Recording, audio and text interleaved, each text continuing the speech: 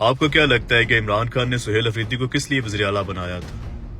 صوبہ چلانے کے لیے، شہباز شریف سے ملاقاتیں کرنے کے لیے، یا باقی صوبوں کے وزیر اعلیٰ کے ساتھ میٹنگز پہ بیٹھنے کے لیے، سسٹم کو کندھا دینے کے لیے؟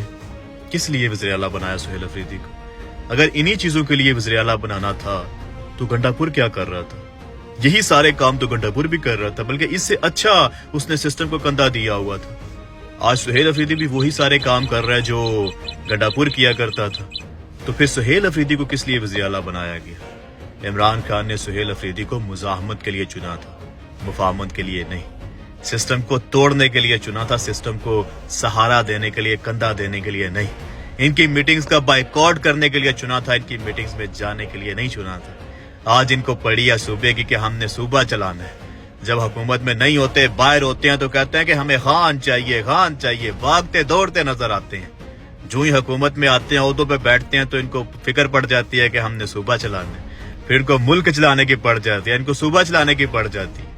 آج نظر دوڑائیں جس کے پاس عہدہ ہے، چاہے کوئی سندھ میں ہے، چاہے پنجاب میں ہے، چاہے کے پی کے میں ہے، جس کے پاس عہدہ ہے نا بھائی، چاہے پارٹی کے اندر ہے، چاہے حکومتی لیول کے اوپر، ہر وہ بندہ مفاہمت کی بات کر رہا ہے، ہر وہ بندہ ٹرک کی بتی کے پیچھے لگا ہے۔ میں خوش تھا اس چیز کے اوپر کہ رہائی فورس بنائی جائے، منظم طریقے سے لڑائی لڑی جائے۔ جب آپ جس کے ساتھ لڑائی لڑ رہے ہیں نا سسٹم کے ساتھ، وہ ایک منظم سسٹم ہے، اس کا 78 سال کا تجربہ ہے۔ آپ نے جب اس کے ساتھ لڑنا ہے تو آپ کو اپنے آپ کو منظم کرنا پڑے گا، اپنی پارٹی کو، اپنے لوگوں کو، مزاحمت کاروں کو آگے لا کے پھر عوام کو ان کے ساتھ جوڑو، سندھ میں لوگوں کو کھڑا کرو، پنجاب میں لوگوں کو کھڑا کرو، پورے ملک میں لوگوں کو کھڑا کرو، ایک نئی طرز کی لڑائی لڑو۔ ہر شہر گلی گلی آپ کو گریلا وار لڑائی کی تیاریاں کرنی پڑیں گی۔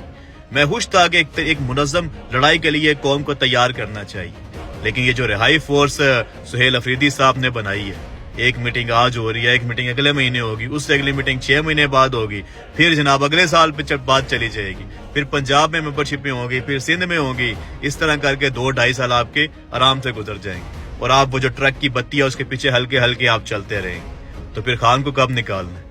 3 سال تو ہو گئے ہیں، 2-2.5 سال اور بات آگے چلی جائے گی، تب تک یہ گندا ہو جائے گا، اس کو ہٹا کے پھر کسی اور کو وزیر اعلیٰ لگایا جائے گا، پھر وہ آگے 2-2.5-3 سال وہ ایسے آگے لے جائے گا۔